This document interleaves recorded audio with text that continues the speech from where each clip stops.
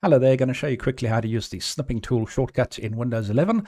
So you could always, if you wanted whatever's on the screen, just press the print screen button, and whatever's on the screen would go straight into the clipboard. And then you could open up a program like Paint or Word or whatever, and you could go in and press Control and then V, and it'll just paste it inside there, and then you could save that as a full file name. Note it'll copy everything on your screen or screens, not just a segment of the screen. If you want to just cut a certain portion, you can just press the window key, the little flag in case you didn't know that, plus the shift key down at the same time, and then the S key. And then you can select a portion of the screen like that over there. Now, you may get a notification on the bottom right here like this saying that something's been copied to the clipboard. You may not. It depends on the settings of the snipping tool.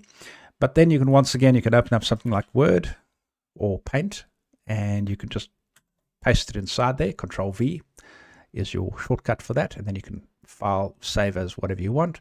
Alternatively, like I said, you can go into Word and put it inside your document as many times as you want by pressing Control plus V.